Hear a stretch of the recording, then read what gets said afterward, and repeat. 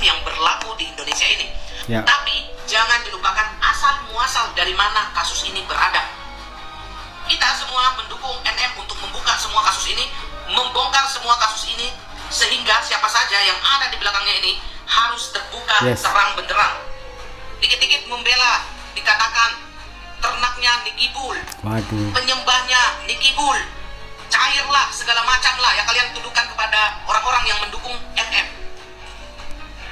NM itu adalah manusia yang tahan banting dan tidak pernah takut sama haters.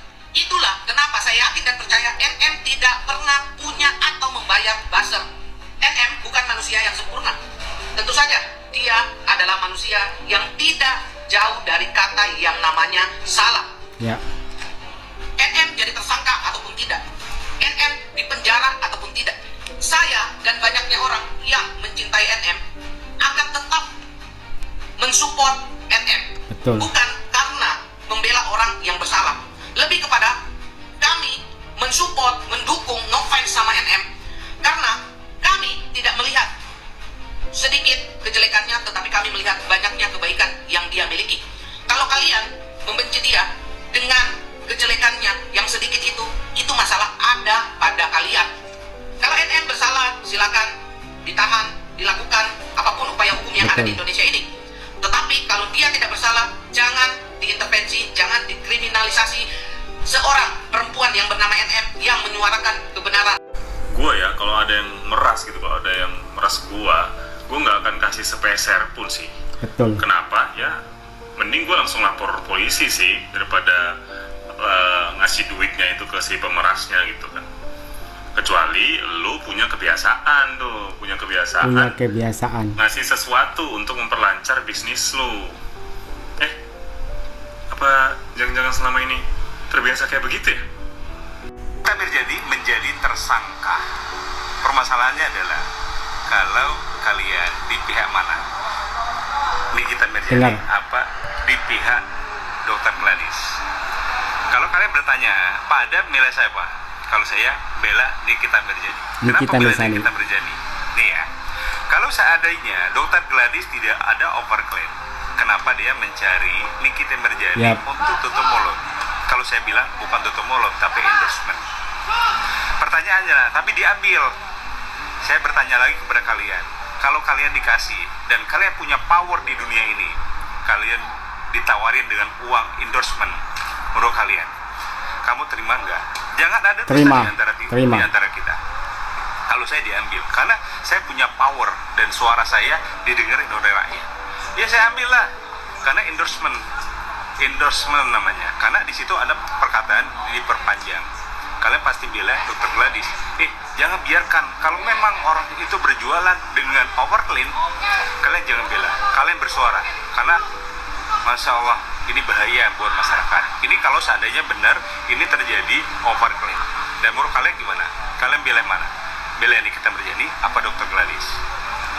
Suarakan hati kalian. Hal-hal yang gue paling tunggu nanti di persidangan. Hakim akan bertanya kepada Ibu Nikita Mirzani. Kepada Ibu Nikita Mirzani, Dr. Gladys telah melaporkan Anda sebagai seseorang dalam kasus pemerasan uang 4M. Apakah benar? Nikita Mirzani menjawab, tidak, saya artis. Kalau Anda ingin bertemu saya, bayar. Betul. Bayar, saya sibuk. Dia menawarkan kepada saya tidak pernah mengenal dia. Terus ditanya, hakim tanya kepada Dr. Gladys, Dr. Gladys, atas dasar apa Anda ingin memberikan uang 4M itu? Dr. Gladys bilang apa dong? Cuma-cuma? Tidak mungkin. Pasti bilang, saya ingin memberikan uang 4M itu karena beliau telah menemukan barang kosmetik saya yang berbahaya, yang ada jarum suntiknya. Nggak bahaya kah dokter? Hah? Nggak bahaya? Dokter ini rada-rada ya. Sudah tahu kau salah, kau mimpi melaporkan diri. Berarti akhirnya masyarakat tahu kalau kau selama ini jual jarum suntik. Waduh. Jual kosmetik yang berbahaya. Betul. Masa ini orang itu tidak pernah omong kok bernama dokter. Hah? Hai dokter Gladys ini. Kau sebenarnya yang pergi kasih masuk ke kepala di gua singa. Hakim tanya, atas dasar apa Anda memberikan uang 4 M? Pertanyaan inti. Atas dasar apa? Kenapa? Kenapa kau kasih? Sekarang ini jangan dulu di persidangan. Sebagai masyarakat biasa tanya dulu. Kenapa dokter memberikan uang 4 M itu? Kenapa? Betul. Dokter jawab enggak? Jawab enggak? Kami dari dokter Gladys, selaku korban juga dari Korban. dokter detektif. Pak, banyak minum dulu deh. Kayaknya amnesia di Anda. Kok bisa Anda bilang istri Anda korban? Korban apa? Korban perselingkuhan Anda kali. Ya, korban kegatalan Anda kali. Waduh. Makanya istri Anda katanya kan situ sampai curhat loh, dia di situ sampai curhat loh guys, dia di situ. Katanya istri saya udah beberapa bulan ini nangis mulu. Nangisin nasibnya. Ya. Nasib apa? Nasib perkawinannya sama Anda. Gitu kali. Bukan karena yang lain-lain. Itu loh. Orang kok bisa ya modelan kayak gini diundang ke kantor DPR. Terus mereka pada curhat panjang lebar, udah gitu kebanyakan ngomongnya AE. Orang tuh kalau kebanyakan ngomongnya AE udah banyakan ngarang. Masa sih? Tanya aja sama pakar telematika deh. Ya, tanya. Orang kalau kebanyakan ngomong AE, gugup dan segala macem, itu udah kebanyakan bohongnya. Kok aneh ya, dia merasa terzolimi. Terus selama ini mereka menzolimi customernya itu gimana? Betul. Kok bisa? Harusnya nih, aduh, gimana ya? Aduh, bingung deh. Saya Sarah Saugia, saya salah satu korban, ibu pimpinan korban dari dokter detektif ini. Jadi setelah barang saya yang direview yang katanya overclaim, dan saya sempat di barangnya juga sempat dimanipulasi, ada satu kejadian yang membuat saya janggal. Detektif ini memberitahu saya bahwa memaksa saya untuk direview barang itu, katanya disuruh dengan komisi DPR, komisi 9. Di sini boleh nggak saya mendengarkan voice note-nya? Yang pertama, pernyataan dari Koko Hiroshima. Kalau memang Nikita terbukti bersalah, maka Nikita pantas untuk mendapatkan hukuman. Dan di sini Nikita Mirzani harus bertanggung jawab. Tapi jangan lupakan awal muasal. Ada siapa dalam kasus ini? Jadi di sini ada permintaan dari Koko Hiroshima, bongkar semuanya. Asal muasalnya itu bagaimana? Pastikan ada awal dan akhir. Itu pasti. Nanti di pengadilan kita tunggu saja. Nikita Mirzani akan membongkar semuanya. Dalangnya siapa? Yang bersalah sebenarnya itu siapa? Jadi jangan dikira karena Nikita sudah tersangka, maka otomatis Nikita yang bersalah. Sepertinya tidak, karena masih ada pengadilan. Berikutnya, soal video dari Mas Bobby. Gue kalau ada yang meras, pasti saya nggak akan kasih uangnya. Si A mau meras si B. Si B pasti nggak akan kasih uangnya. Tapi apa yang dilakukan? Lapor polisi. Tapi yang dilakukan oleh Dr. G malah memberikan uang kalau memang ada pemaksaan, kalau memang ada pemerasan yang dilakukan oleh Nikita Mirzani. Kenapa Dr. R memberikan sejumlah uang? Seharusnya langsung lapor polisi.